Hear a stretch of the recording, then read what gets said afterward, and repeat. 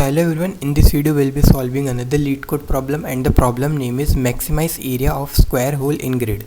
So you are given the two integers n and m and two integer arrays h bars and v bars. The grid has n plus 2 horizontal and m plus 2 vertical bars creating 1 cross 1 unit cells. The bars are indexed starting from 1. Now you can remove some of the bars in h bars from horizontal bars and some of the bars in v bars from vertical bars. And note that the other bars are fixed and cannot be removed. That means if you want to remove some horizontal bars, that horizontal bar should be present in this h bar, and if you want to remove some vertical bars, that vertical bar should be present in this v bars. In the end, return an integer denoting the maximum area of square shaped hole in the grid after removing some bars and possibly none as well. So what the question is saying, that let us understand with this one particular example. Let's say you have been provided a grid like this, and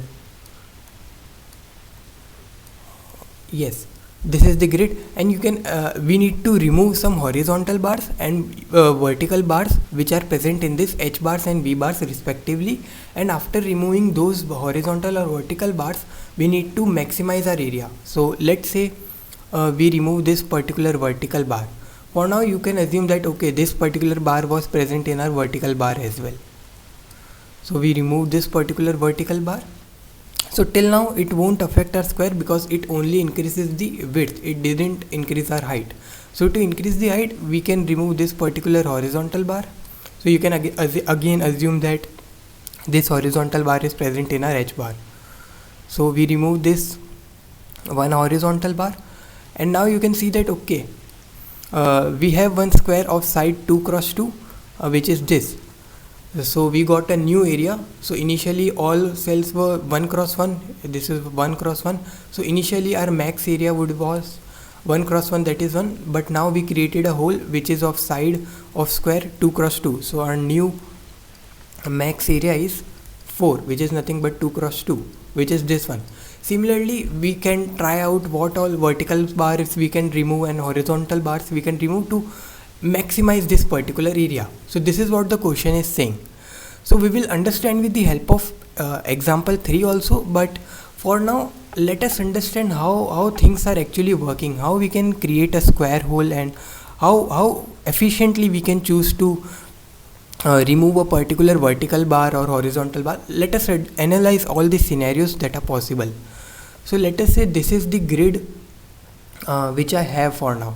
So this is of, let's say 5 cross 6, I think. Yes, it is 5 cross 6, 1 2 3 4 5 and 2 3 4 5 6. Yes, so it is a 5 cross 6 grid. So let's say for now just forget about h bars and v bars, just understand how we can create a particular square, how we can maximize our area. Just understand that horizontal bars and v bars is some other logic, that if we understand this logic, that particular logic is very easy to understand. So let's say this is the grid given to us. Now let's say I removed this particular horizontal bar. So I removed this horizontal bar and it created me a height of plus 1. So initially the height of 1 was there, now it created me height of plus 1. So the current height is 2. But will it contribute to a square?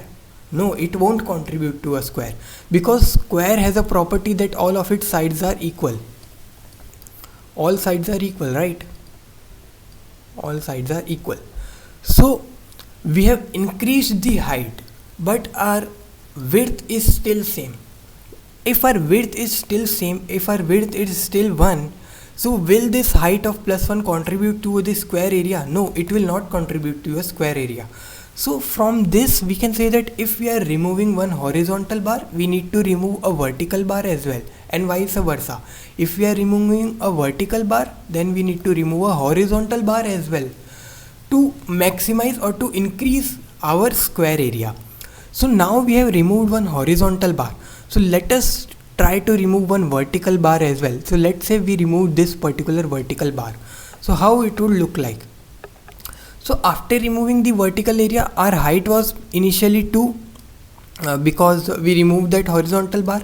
Now our width is also 2 because we removed the vertical bar as well. So now we have square of side 2 cross 2, which gives us the new maximum area of square, that is nothing but 4. And how did it came? Because we removed one horizontal bar which gives us this height to be +1, and we removed one vertical bar which gave us this width to be +1. So it created a new square of 2 cross 2 which gave us the new area of 4. So this is the current new maximum square, you can say. Now you could have removed any other vertical bar as well, right? So if you have removed this particular vertical bar instead of this, so if you have removed this bar, you would have got the same maximum area, because height was initially 2 here and width it is again becoming 2. So 2 cross 2, it is still 4. So still you are getting the max square area is 2 cross 2. But can you actually remove any horizontal bar or any vertical bar? In this case we were removing only one horizontal and one vertical bar, so it didn't matter. Now what if we are removing two horizontal and two vertical bars? So can we remove any horizontal bar or can we remove any vertical bar? Let us see. Now let us carry forward with this grid only. Forget about this grid for now. We are moving forward with this grid only. So for now we have removed one horizontal bar and one vertical bar. Now we are trying to remove another horizontal and another vertical bar. So let's say we removed another vertical bar. So now our width is increased by +1. So our width is increased by +1, but our height is still 2. So will it contribute to our square area? No. We have already seen, to contribute to our square area we should remove one horizontal as well as one vertical. So currently we have only removed one vertical bar, so we need to remove one horizontal bar as well, right? So what we can do, we will be removing one horizontal bar. Let's say we are removing this horizontal bar. Now this, after removing this horizontal bar, it will contribute to +1 to the height. So now our height is also 3 and our width is also 3. So now we got a new square maximum area which is nothing but 3 cross 3. So we can analyze that our square area or our square side will be +1 to both height and width if and only if we are removing one horizontal as well as one vertical bar. We can't get a maximum new square area if we are only removing one horizontal bar or only removing one vertical bar. We need to remove both one horizontal and one vertical, then only it will contribute to +1 in height and +1 in width, and then only it will create a new side of +1 in square. Then only we will have new square area of side cross side. So in order to contribute to the square area, we need to remove one horizontal as well as one vertical bar, not only single horizontal or single vertical bar. If we do that, it will only contribute to one of the side, not all of the side. But if we remove one horizontal as well as one vertical, it will contribute to both height and width, and then only we will get a new maximum square area. So this was one observation. Now another observation was that can we remove any two horizontal or can we remove any two vertical bars? Let us see. So till now we have the maximum square area is 3 cross 3, that is 9. Now let's say instead of removing these lines, we would have chosen to remove some other lines. So here we have removed this particular vertical bar. So let me just show you. Yes, sorry for this.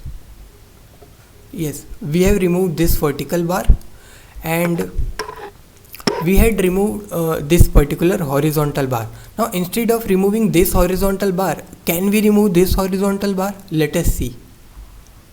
So after removing this horizontal line, our scenario would look something like this. Now our width will be 3 only because we have removed that vertical line, but our height will not get contribution of +1 because this line in between is creating the obstacle. Because we didn't remove this horizontal line, it will not create a height of +1. Instead it will have the height here too and height here too only. So it had the height of 1 only here, so we remove this particular line. So it will contribute to the height of +1 in the above part, not here in the below part. So what we can say from here, we can say that if we want to remove some horizontal line, we need to remove the consecutive horizontal line. Consecutive horizontal line. And similarly, if we want to remove the vertical lines, we need to remove consecutive vertical lines. Then only we will have the height of +1 contribution and width of +1 contribution in our answer. Otherwise, there will be some line in between which will divide it into two parts, either horizontally or vertically. So we have two observations from here. So two observations. So first observation, that we will have the contribution of +1 in the side, or +1 in the side of square if and only if we remove one horizontal and one vertical line. Then only it will contribute to the square of side +1. Otherwise, if we remove only one horizontal, it will only create a height of +1, it will not create a width of +1, and vice versa. If we only remove one vertical line, it will create a width of +1, not height of +1. So to have +1 in all the sides of the square, we need to remove one horizontal as well as one vertical. Now the second observation is which horizontal line and which vertical line to remove. So the answer is simple. Consecutive horizontal and consecutive vertical lines removal will contribute to the answer. Will contribute to answer. Why? If we do not remove the consecutive lines, there will be some line in between, either horizontally or vertically, which will create the obstruction between the two squares. So we don't want that. So what we will do, if we are removing some horizontal line, we will remove consecutively. If we are removing vertical lines, we will remove consecutively. And if you see the above example, we did this only. In this, we didn't remove consecutive ones, so we didn't get the maximum area of 9, which is 3 cross 3. We had the width of 3, but we couldn't get height of 3. But in this case, you see, we had removed two vertical consecutive lines as well as two consecutive horizontal lines. So that's when we got the height also 3 and width also 3. So we got the area of square as 9, which is nothing but 3 cross 3. So we removed consecutive two horizontal lines and consecutive two vertical lines to get the maximum area here to be 9. So this is how we'll be solving this problem. Now we will understand with the help of this H bars and V bars how will we solve this problem, and for that we will be taking the example number 3. So let us see the example number 3 now. So this is the third example and this is the grid given to us, and this is the H bars and V bars. So H bars is given as 2, 3 and V bars is given as 2, 4. So in H bars we can see that 2 and 3 are consecutive, so we can remove just 2 and 3. So we will not look at this particular case, we will be drawing our own case. So we can remove 2 and 3. So yes, both the horizontal bars are removed. And in the vertical bars we can remove either 2 or 4, and these are not consecutive, so we cannot remove both. Obviously we can remove both, but it will not contribute to our answer. So let's say if we removed 4, so 2 will be still there and 3 will be still there. So this will have the width of 2 and this will have the width of height of 3. So here we have the height of 3 and width of 2. So we will take minimum of this 2, 3, and this will be nothing but the side of square. So area of square will be what? Area will be side cross side, which is in this case is 2 cross 2, which is equal to 4. So we got the answer as 4, and you can see the output is also here 4. So you see what we did, we just going on the horizontal bars and vertical bars. We are just keeping track of how many consecutive elements are there. and those many consecutive elements we will try to remove, and how much length they will contribute we are maintaining here. So here you can see this will contribute of length 3 and this will contribute of length 2. And since we have said that only we need at least one horizontal and one vertical bar to contribute to the side length of the square, in this case even if we have the height of 3 but the width is 2 only, so we will not be considering that plus 1 of height. We can break this 3 as 2 plus 1, so we will only contribute this 2 because 2 horizontal and 2 vertical cuts will contribute the side of the square, so we don't have to do anything with that plus 1. This is based on the observation 1 that I have said. We need equal number of horizontal and vertical length in order to contribute to the square side. So even though we have here extra plus 1 of height, it will not contribute to the square area because the width is small or width is 2, which is 1 lesser than the height. So in this case the area would be what? Area will be this, you can say 2 cross 2, which is 4. There can be multiple scenarios as well. You could have removed some other vertical line and you could have still got the same answer of maximum area to be 4. So I hope you understand this part. Let us understand with the help of code how we are doing. So yeah, this is the code. So first we are sorting both the h bars and v bars because we need to get the consecutive, we need to check the consecutive elements. So if the array is not sorted, how we can check the consecutive elements? So that's why to find the consecutive elements or to check the consecutive elements, we are first sorting it in increasing order, both h bars and v bars. Then I have initialized or reinitialized n and m variable to h bar size and v bar size respectively. Then after that I have created 4 variable h max, v max, current h and current v. So these are telling how many consecutive elements that we have so far. So current h is telling how many consecutive elements we have in the horizontal side, and current v is saying how many consecutive elements we have in the vertical side, and one element is itself a consecutive element, so that's why we are initializing everything to 1. And why we are keeping track of h max and v max? Because suppose let's say we have here maximum length of 2 and then we have some vertical line, then we have some we are getting a new maximum length of here 3. So currently we have the 2, but we don't know in future we can get some other on the other side we can get some other maximum length as well. So it can have some possible scenario that we have some line in between and then on the other side we get a length which is greater than the previous side. So that's why we are keeping track of v max and h max based on this current h and current v. These will tell just how many lines we have, the side length and all that. This will be computing in the end. So yeah, that was that is the reason why we are initializing all these variables. After that we are iterating on the h bars and checking if the current element is consecutive to the previous element or not. So if h bars of I is equal to h bars of I minus 1 plus 1, that means it is consecutive. So we are increasing the number of consecutive elements in the horizontal lines by plus 1. Otherwise we are just reinitializing current h to 1, because now we might happen that on this side we might get some new maximum value. So that's why we are in the end comparing also. If the h max is lesser than the current h, so we are updating our h max with current h. So this is the reason why we are doing this current h. You can understand with the help of this scenario.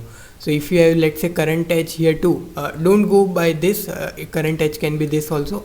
Just try to get the idea what I'm saying. Let's say your current h is this, and let's say you have some line in between. So now you won't extend this current h to 3.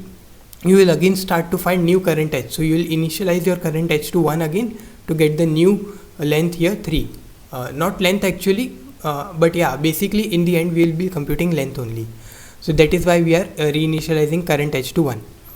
Then we are doing the same for the v bars also. So if the current element is consecutive to the previous element, then increment your current v by plus 1. Otherwise reinitialize your current v to 1. Then again check for the updation of v max by comparing it with the current v. Now in the end we are getting the side of the square. So how we are getting the side of the square? So this is basically giving us the length of the or the side of the square. So if we are removing two horizontal lines, let's say we are removing two horizontal lines, so it will give us length of 3. If we are removing two vertical lines, it will give us length of 3. So how many vertical or how many horizontal lines we are creating? It will give +1 to that, and we are taking minimum of that. Obviously if we have height of 3 and width of 2, so square will be created of 2 cross 2, so minimum of that. So how many vertical lines we have? Let's say 2 vertical lines we can remove and 4 horizontal lines we can remove. So we will try to remove 2 vertical lines only, because we have seen the observation 1. We need to the square length is only contributed if we remove equal number of vertical and horizontal lines. So in this case we can remove 2 vertical and 2 horizontal lines, even though we have 4 horizontal lines, because that other 2 won't be contributed because we don't have 2 extra vertical lines for that. So we will take minimum of what all vertical lines or horizontal lines we can remove. So in this case 2, 4, so minimum is 2. So in total we can remove 2 horizontal line and 2 vertical lines. So how much length it will contribute? 2 plus 1. So that's why minimum of V max, H max plus 1. So this will be the side of the square. And if we have the side of the square, how we can get the area? Simple, side cross side. So in the end, so let me just erase this. So in the end we are just returning side cross side. So this is how we'll be solving this problem. So I hope you understand this problem. Thank you for watching.